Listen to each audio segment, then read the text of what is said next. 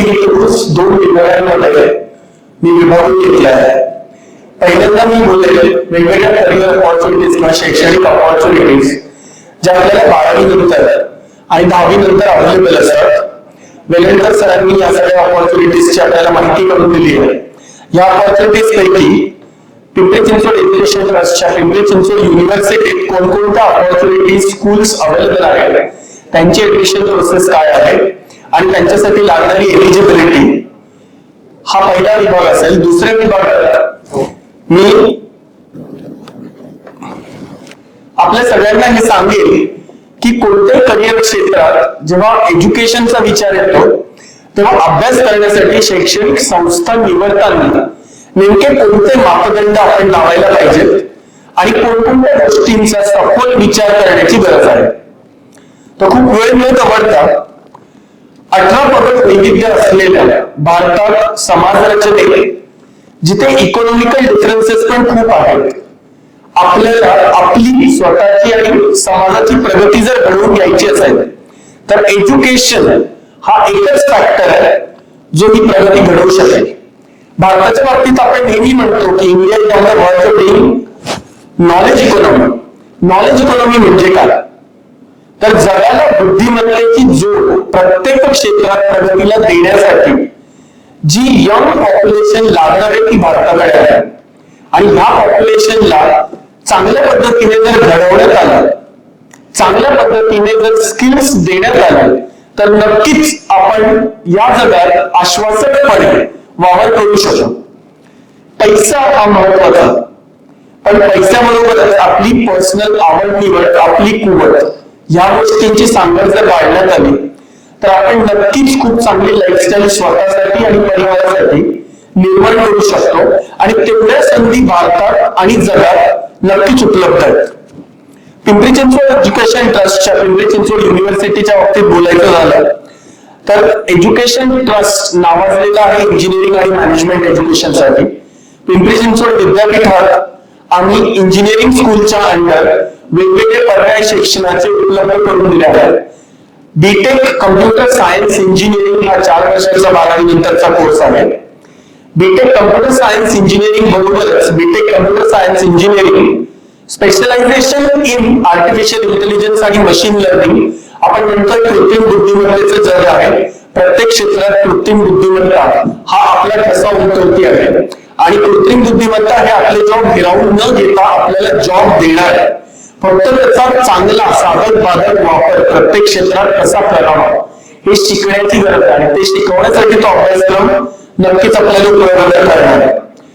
तिसरा प्रोग्राम आम्ही त्या इंजिनिअरिंग स्कूलमध्ये ऑफर करत आहोत जो आहे BTech computer science engineering with specialization in artificial intelligence and data science.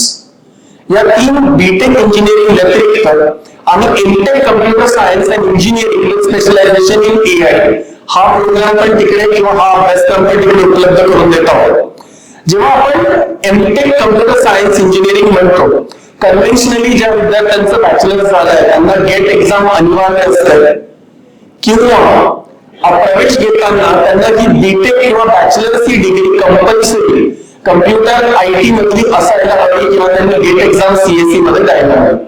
Pimpri Chinchwad विद्यापीठात असलेल्या एमटेक सीएससी प्रोग्रामला कोणत्याही सर्किट ब्रांचेसचा बी किंवा बीटेक डिग्री ही एलिजिबिलिटी असणार आहे. बीटेक ईएमपीसी, बीटेक इलेक्ट्रॉनिक्स, बीटेक इलेक्ट्रिकलला सुद्धा कम्प्युटर सायन्स इंजिनिअरिंग मध्ये ऍडमिशन घेता येईल. ज्या मुलांनी बीटेक ही कम्प्युटर मध्ये नाही केली आहे त्यांच्यासाठी विद्यापीठ एक 15 दिवसांचा ब्रिज कोर्स रन करतो आणि त्या ब्रिज कोर्स मध्ये बेसिक प्रोग्रामिंगचं नॉलेज त्यांना देण्यात येईल. या व्यतिरिक्त जे कम्प्युटर वर्किंग प्रोफेशनल्स आहेत ज्यांचं बॅचलर झालं आहे आणि वयाच्या 10-12 वर्षाच्या एक्सपिरियन्स नंतर त्यांना जर आज गरज भासते की प्रगतीसाठी मास्टर्स करण्याची गरज आहे, त्यांच्यासाठी कॉर्पोरेट किंवा एक्झिक्युटिव्ह एमटेक प्रोग्राम हा सॅटर्डे संडे मोड आणि ऑनलाईन क्लासेस मोड मध्ये विद्यापीठ उपलब्ध करून देत आहे. तर एमटेक फॉर एक्झिक्युटिव्ह हा पण एक प्रोग्राम विद्यापीठाने इंजिनिअरिंग आणि टेक्नॉलॉजी स्कूलच्या अंडर उपलब्ध करून दिला आहे. याबरोबरच बॅचलर ऑफ कम्प्युटर ऍप्लिकेशन्स ज्यांना इंजिनिअरिंगला तेवढं अभ्यास करण्याची किंवा तेवढी क्षमता आणि तेवढे पैसे मिळण्याची तयारी नसते, त्या लोकांसाठी बॅचलर ऑफ कम्प्युटर ऍप्लिकेशन्स हा एक चांगला प्रोग्राम आहे. ऍप्लिकेशन आणि प्लेसमेंटच्या संधी सारख्याच उपलब्ध असतात. मेनली फोकस हा ऍप्लिकेशन डेव्हलपमेंटवर असतो आणि 3 वर्षाचा अभ्यासक्रम ऍप्लिकेशन डेव्हलपमेंटला डेडिकेटेड असतो. BCA झालेल्या मुलांना किंवा कोणत्याही क्षेत्रात ग्रॅज्युएशन झालेल्या मुलांना जर BA, BCom, BSc नंतर कम्प्युटर क्षेत्रात प्रवेश करायचा आहे त्यांच्यासाठी master of computer applications MCA हा एक प्रोग्राम आम्ही इंजिनिअरिंग आणि टेक्नॉलॉजी स्कूलच्या अंडर उपलब्ध करून देत आहोत. त्या मुलांनाही प्रोग्रामिंग आणि IT क्षेत्रात जाण्याची एक संधी या दृष्टीने उपलब्ध होते. दुसरी स्कूल पिंपरी चिंचवड विद्यापीठात आहे स्कूल ऑफ फार्मसी. याच्या अंडर B फार्मसी आणि D फार्मसी हे 2 कोर्सेस जे फार्मसी काउन्सिल ऑफ इंडियामधून अप्रूव्ड आहेत ते कोर्सेस रन केले जात आहेत आणि इन्फ्रास्ट्रक्चर पण खूप चांगलं फार्मसीचं डेव्हलप करण्यात आलं. जेव्हा ही सगळे लोक रेग्युलर ब्रांचेस कडे जाताना थोडस ज्यावेळेस आपण विचार करतो अल्टरनेटिव्ह सायन्सेस या क्षेत्रात पण खूप संधी उपलब्ध आहेत. तर स्कूल ऑफ सायन्सेस मधून पिंपरी चिंचवड विद्यापीठात आम्ही BSc न्यूट्रिशन आणि डायटेटिक्स, कारण आजकाल सगळ्या पेशंट्स पासून स्पोर्ट्समॅन पासून अभ्यास करणाऱ्यांपर्यंत प्रत्येकाला बदलत्या लाईफस्टाईल प्रमाणे आपला डाएट कसा असावा, तो प्लॅन कसा असावा याची सजगता थोडी वाढलेली आहे आणि त्या दृष्टीने हा अभ्यासक्रम त्या लोकांना तयार करण्यासाठी BSc न्यूट्रिशन आणि डायटेटिक्स हा अभ्यासक्रम आहे. धकाधकीच्या जीवनात 21व्या शतकाचे चॅलेंजेस वेगळे आहेत. या चॅलेंजेसला फेस करताना विद्यार्थ्यांपासून कॉर्पोरेट पर्यंत, हॉस्पिटल्स पासून एज्युकेशनल इन्स्टिट्यूट पर्यंत प्रत्येकाला मानसिकरित्या काही ना काही समुपदेशनाची गरज असते. ते समुपदेशक उपलब्ध व्हावे या भावनेतून आम्ही BSc इन क्लिनिकल सायकोलॉजी हा कोर्स स्कूल ऑफ सायन्सेसच्या अंडर ऑफर करत आहोत आणि ज्याला रिस्पॉन्स खूप चांगला मिळतो. या व्यतिरिक्त आपण सगळे डिजिटल जगात वावरत आहोत. आपण नेहमी हॅकिंग किंवा मोबाईल मधून चीटिंग झाली, बँकेतून पैसे गायब झाले हे सगळं ऐकत असतो. या सगळ्यांचा ट्रेस करण्यासाठी जी काही किंवा जी मॅनपॉवर लागते त्या मॅनपॉवरला ट्रेन करण्यासाठी BSc in digital cyber forensics आणि BSc इन कम्प्युटर सिक्युरिटी हे 2 कोर्सेस सुद्धा मी स्कूल ऑफ सायन्सेस मध्ये ऑफर करत आहोत. या व्यतिरिक्त school of law bar council of इंडियाला खूप लवकरच व्हिजिट होईल आणि परमिशन मिळेल. सो स्कूल ऑफ लॉच्या अंडर BA, LLB, LLB आणि LLM हे प्रोग्राम्स आम्ही ऑफर करत आहोत. या व्यतिरिक्त आजकालच्या या माध्यम युगाच्या जगात टीव्ही, प्रिंट मीडिया आणि इंटरनेट हे खूप सक्षमरित्या पुढे आले. डिजिटल मार्केटिंग पासून, ब्लॉग रायटिंग पासून, न्यूजपेपर साठी रायटिंग पासून तर न्यूज चॅनल्स पर्यंत प्रचंड संधी या क्षेत्रात उपलब्ध आहेत.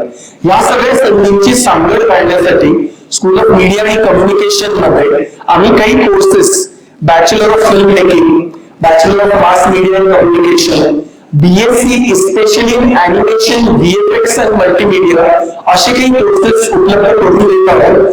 ज्या लोकांना अल्टरनेट काहीतरी शोधायचं आहे इंजिनिअरिंग किंवा मेडिकल फील्ड मध्ये न जाता त्यांना नक्कीच या संधीचा वाव मिळणार आहे आणि त्यांनी या संधी एक्सप्लोर करावा. या व्यतिरिक्त स्कूल ऑफ लिबरल आर्ट मध्ये BA सिव्हिल सर्व्हिसेस हा एक युनिक प्रकारचा अभ्यासक्रम आम्ही या वर्षापासून सुरू करत आहोत. ज्या लोकांना civil services, MPSC, UPSC, government services, police भरती प्रक्रियेपासून ह्या पदांची तयारी करायची आहे ते लोक बॅचलर ऑफ आर्ट्सला प्रवेश घेतात आणि side by side MPSC, UPSC किंवा कॉम्पिटिटिव्ह एक्झामची तयारी करत असतात. तयारी करत असताना बऱ्याच लोकांचं बॅचलर्स डिग्रीकडे लक्ष जात नाही आणि त्याला लगेच 2 नावांवर काय ठेवले तर कोणतेतरी एक नाव बुद्धाच. या मुलांना 3-4 वर्षाच्या प्रयत्नानंतर, अटेम्प्ट्स नंतर आयुष्यात फॉर्मल अशी डिग्री नसते. त्यासाठी हा BA सिव्हिल सर्व्हिसेस अभ्यासक्रम हा सगळ्यांना खूप महत्वाचा ठरला आहे. आजकाल लिबरल आर्ट्सचे युग आहे. प्रत्येक पद्धतीने स्वतःला आर्टिस्टिकली एक्सप्रेस कसं करता येईल जेणेकरून समाज मनावर त्याची छाप पडेल. मग या लोगो डिझाईन पासून तर स्लाइड डिझाईन पासून फिल्म डिझाईन पर्यंत यासाठी BA bachelor of arts in liberal arts हा अभ्यासक्रम आम्ही सुरू केलेला आहे.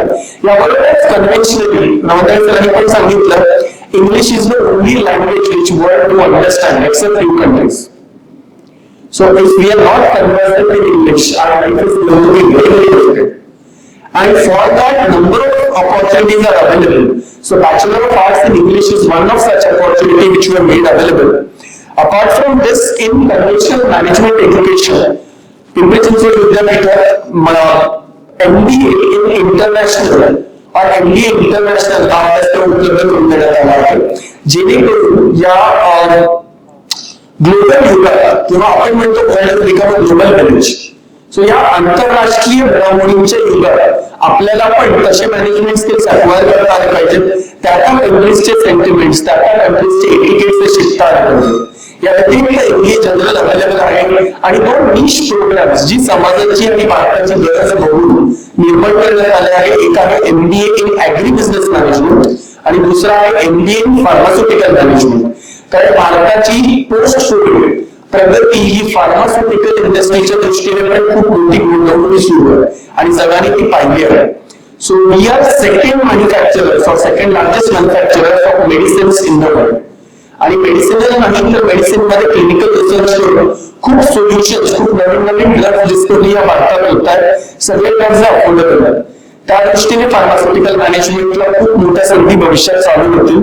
या व्यतिरिक्त पिंपरी चिंचवड युनिव्हर्सिटीत कन्व्हेन्शनल PhD प्रोग्राम सुद्धा अवेलेबल आहेत. आणि जेव्हा आपण म्हणतो पिंपरी चिंचवड विद्यापीठ हे अभिमत विद्यापीठ आहे, महाराष्ट्र गव्हर्नमेंट आणि UGCची त्याला मान्यता आहे. अभिमत विद्यापीठांकडे किंवा अभिमत कॉलेजेसकडे का वळावं?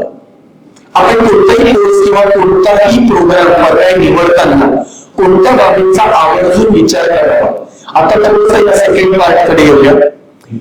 आपण सगळ्यांना माहिती आहे किंवा आपण सगळ्यांनी कुठेतरी वाचलं आणि ऐकलं आहे, राष्ट्रीय शैक्षणिक धोरण national education policy 2020 government of इंडियाने ही पॉलिसी 20-25 वर्षाच्या गॅप नंतर अस्तित्वात आणली आहे आणि ती सध्या इम्प्लिमेंट होत आहे.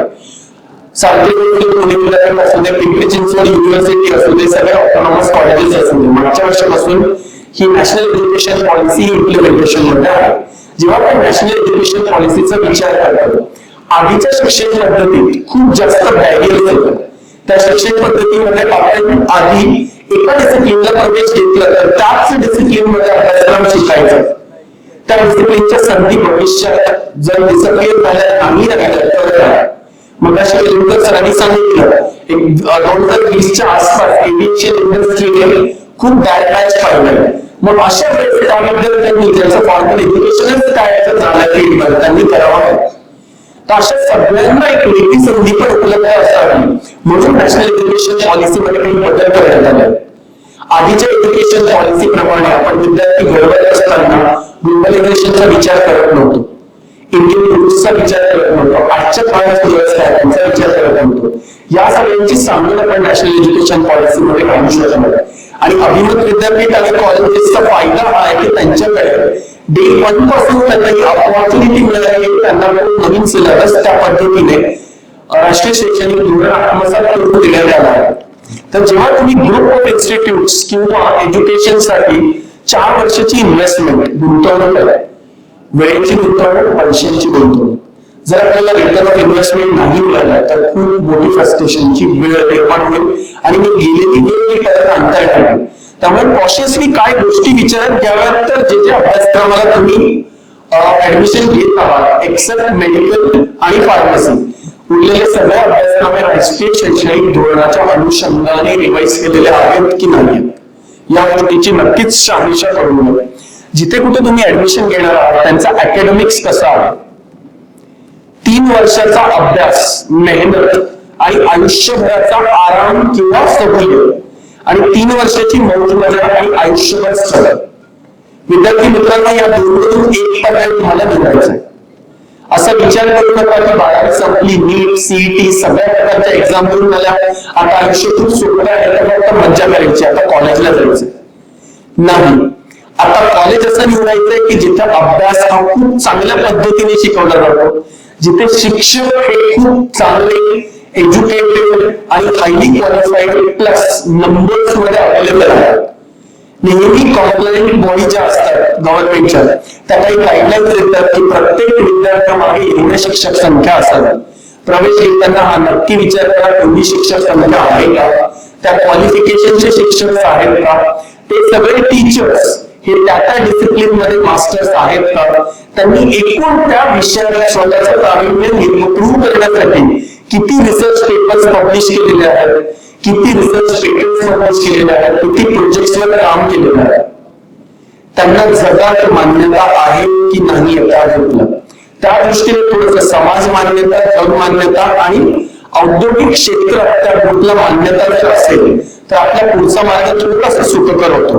या व्यतिरिक्त जे कोर्सेस तुम्ही निवडत आहात त्या कोर्सेसच्या सिलेबसला इंडस्ट्री रिलेव्हन्स किंवा आज जे चालतंय, जे लागतं इंडस्ट्री, त्याचा विचार करण्यात आला पाहिजे. ते कोर्सेस अद्ययावत, तो सिलेबस अद्ययावत किंवा अपडेट करण्याची मुभा जिथे कुठे ज्या कोणत्या इन्स्टिट्यूटला प्रवेश घेतात, विद्यापीठात प्रवेश घेतात, त्या विद्यापीठाला आहे का ते दरवर्षी ते कोर्स मॉडिफाय करताय की 4, 5, 6, 8 वर्षातून एखाद्या कोर्सचा सिलेबस मॉडिफाय करतो. कारण आपण आज जे शिकणार होते जर 10 वर्षापूर्वी ऑब्सोलीट झाले, मगाशी पण बोलले की technology is changing every 6 months. Pace of change of technology is very huge, very drastic, and we need to cope up with that pace of change of technology. जर आपण खूप जुनच काही शिकत असू जे आज ऑब्सोलीट झाले तर शिकून फायदा होईल की नाही होईल हा विचार नक्कीच करावा.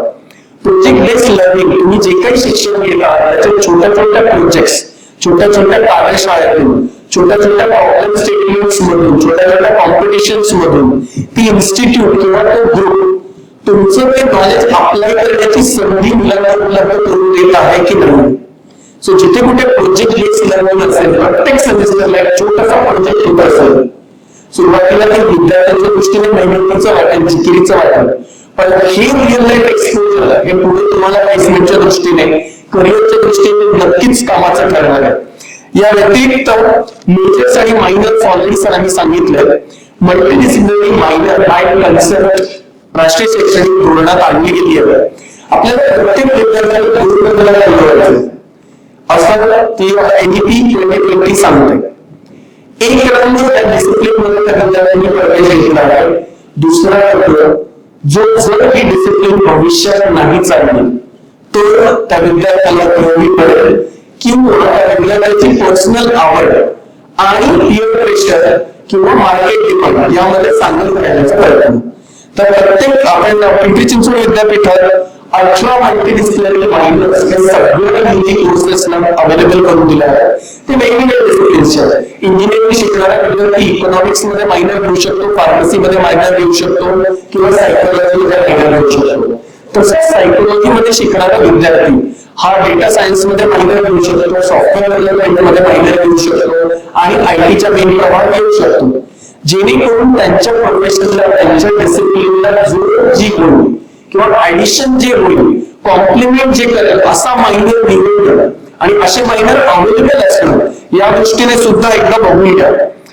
ऍक्टिव्हिटी ज्या असतात तुमच्या त्या through round the top student development activities या पाहायला पाहिजे. होलिस्टिक स्टुडंट डेव्हलपमेंटच्या दृष्टीने फक्त कल्चरल किंवा टाइमपास फेस्ट नको, टेक्निकल फेस्ट पण असावा. त्या दृष्टीने विद्यार्थ्यांचा सर्वांगीण विकास ज्या संस्थेत होतो त्या संस्थेच्या बाबतीत जिथे प्रवेश घेणार आहात त्याची माहिती आधी काढून घ्या. या व्यतिरिक्त सगळ्यात महत्वाचं आहे सर्टिफिकेशन्स.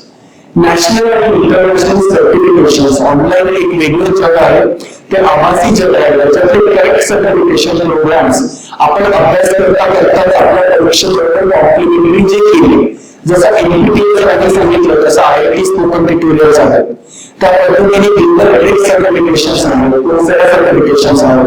यातले राईट सर्टिफिकेशन्स राईट आपल्याला अभ्यासक्रमाबरोबर उपलब्ध करून देण्यात आले त्या संस्थेकडून किंवा विद्यापीठाकडून.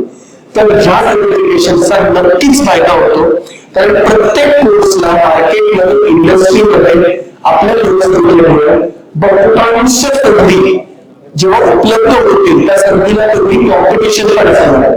या कॉम्पिटिशन मधून आपला वेगवेगळा प्रत्येक विद्यार्थी जिथे बसलाय त्यांना सिद्ध कसा करता येईल. 10 वर्षापूर्वी 11 वर्षात 3 मूलभूत गरजा होत्या. आजच्या काळात 4थी गरज निर्माण झालेली आहे. ती 4थी गरज आहे तुमची आयडेंटिटी, स्वतःची वेगळी अशी ओळख. एवढे लाख विद्यार्थी इंजिनिअरिंग करतील, एवढे लाख विद्यार्थी सीईटी करतील, एवढे लाख विद्यार्थी फार्मसी करतील, एवढे लाख विद्यार्थी बीएससी करतील दरवर्षी. लाखांमधून तुमची वेगळी ओळख कशी निर्माण करतात. तर ती नॅशनल आणि इंटरनॅशनल सर्टिफिकेशन जिथे तुम्हाला प्रोव्हाइड करण्यात येतात अशा संस्थेची निवड केली तर तुम्हाला नक्कीच त्याचा फायदा होईल. प्लेसमेंट प्रिपरेशनच्या बाबतीत प्रबंधक सरांनी खूप अतिशय समर्पक चर्चा आणि गायडन्स केलेलं आहे. काही इन्स्टिट्यूट, काही ग्रुप्स आणि काही विद्यापीठ जसं पिंपरी चिंचवड विद्यापीठ इथे प्लेसमेंट प्रिपरेशनच्या बाबतीत सिरियस एफर्ट्स फर्स्ट इयर पासून घेतले जातात. पहिल्या दिवशी मुलं आल्या त्या दिवसापासून त्यांच्या मनावर टिंबल येतं, त्यांच्यासाठी ते वातावरण निर्माण करण्यात येतं. या गोष्टींचा नक्कीच विचार तुम्ही करायला हवा. एंटरप्रिनरशिप डेव्हलपमेंट, स्वतःचा असं वेगळं उद्योग निर्माण करायचा असेल याच्यासाठीची इकोसिस्टम आपल्याकडे आहे का, त्या विद्यापीठात किंवा त्या संस्थेत, या दृष्टीने पण विचार करण्याची नक्कीच गरज आहे.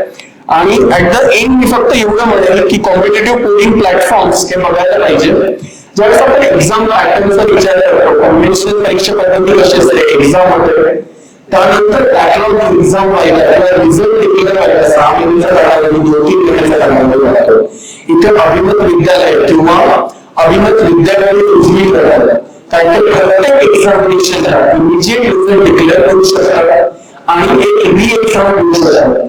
ज्या विद्यार्थ्यांना किंवा स्टुडंटला काही कारणाने एक्झाम आणि री एक्झाम क्लिअर नाही करतात, त्या लोकांना दरवेळेस देताना आपण एक सप्लिमेंटरी एक्झाम ज्याला आपण समर टर्म म्हणतो ती सुद्धा उपलब्ध करून देतो.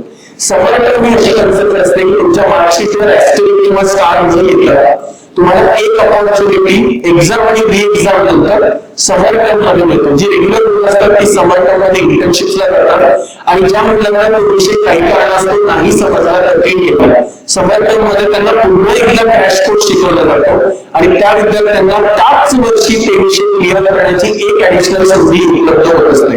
या दृष्टीने नक्कीच पिंपरी चिंचवड युनिव्हर्सिटी सारखे अभिमत विद्यालय किंवा ऑटोनॉमस कॉलेजेस ही उजवी ठरतात.